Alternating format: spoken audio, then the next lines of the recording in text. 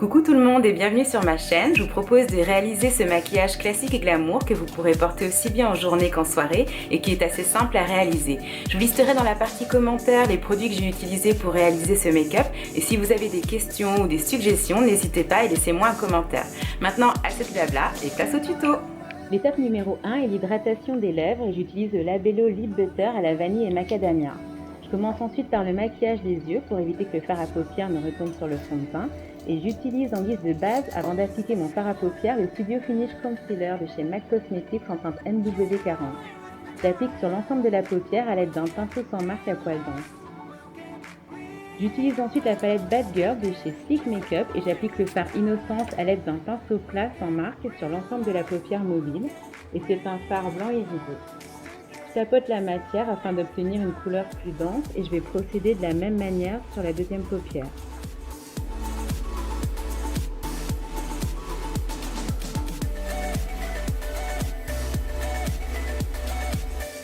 Pour accentuer le creux des paupières, je vais utiliser le fard Villain de la palette Ultra Matte V2 de chez Sleek Makeup et je vais utiliser un pinceau estompeur sans marque pour l'appliquer.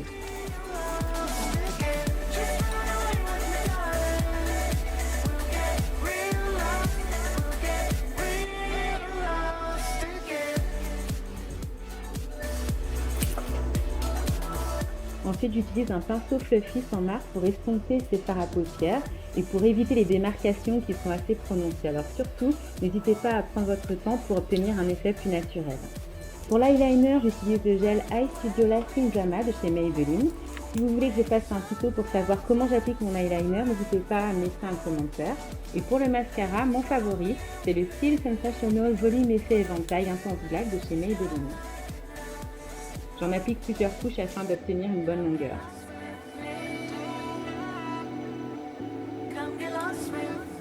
Place au teint et pour que mon maquillage ait une meilleure tenue, j'applique la base Photo Finish de chez Smashbox. Alors cette étape est optionnelle, vous pouvez appliquer votre fond de teint directement, mais pour ce tuto, j'ai souhaité appliquer cette base. Comme vous pouvez le voir, je l'applique à l'aide des mains.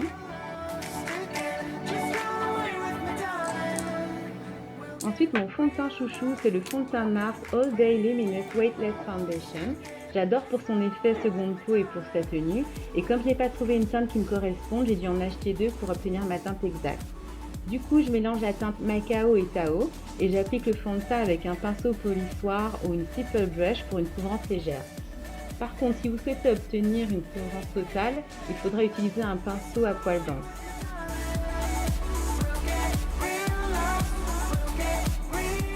J'applique le fond de teint en partant du centre du visage, en étirant la matière vers l'extérieur et j'effectue des mouvements circulaires.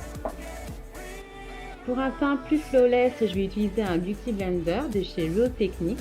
C'est une éponge que j'achète sur le site Beauty Joint, c'est un site américain. Je vais vous laisser l'adresse en barre d'infos. Ça va permettre de bien faire fondre la matière et il faut que cette éponge soit humidifiée. Ensuite, j'applique un anti-cerne de la marque Elegir Pro Conceal en teinte Blue Town que j'achète également sur le site Beauty Joint. Et pour illuminer le regard, je vais appliquer un deuxième anti-cerne avec deux teintes plus claires de la marque Urban Decay Naked Skin en teinte Medium Dark Warm.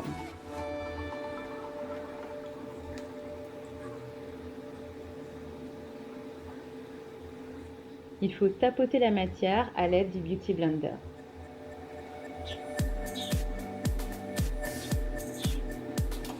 J'utilise l'excédent de matière sur l'arête du nez, le centre du visage et également le menton.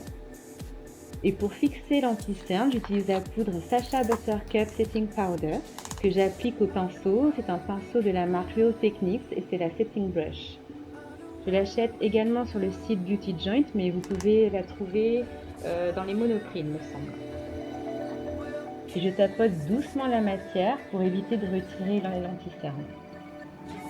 Pour donner du relief à l'ensemble du visage, j'applique un bronzer et c'est le bronzer Mineralize Skin Finish en teinte Dark Deepest de chez MAC Cosmetics. Donc je l'applique sur les parties du visage qui sont naturellement touchées par le soleil, c'est-à-dire les joues, le front, le nez et le menton.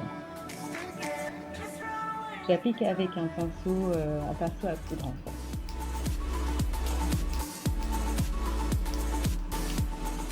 j'estompe le tout.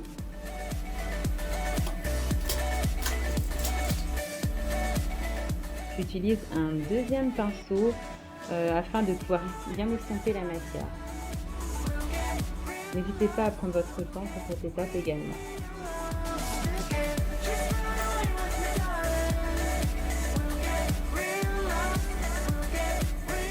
Je retire l'excédent de matière avec un gros pinceau à poudre.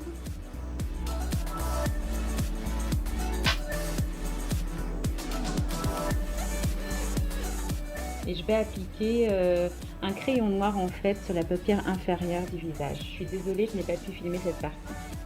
Ma partie préférée, c'est l'application du highlighter. C'est ce qui va apporter ce côté glowy, lumineux au teint. Donc j'utilise l'highlighter Betty Luminizer de chez The Bone et je l'applique avec un gros pinceau éventail de chez EcoTools que j'achète également sur le site Beauty Joint. J'applique sur le haut des pommettes et également sur l'arête du nez. J'ai uniformisé mon teint avec la poudre Mineralized Skin Finish de chez MAC Cosmetics en teinte Medium Lip. Et pour les lèvres, j'utilise le contour de chez Kiko en teinte 515. Et je vais utiliser le rouge à lèvres de chez Jean-Claude Biguin, c'est le Rouge Passion en teinte numéro 10.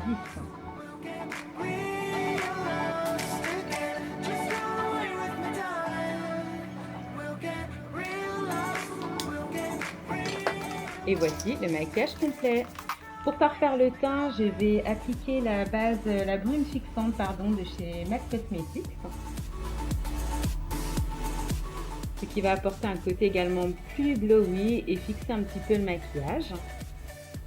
Et voilà, j'espère que ce tuto vous a plu et je vous dis à bientôt pour de prochaines vidéos.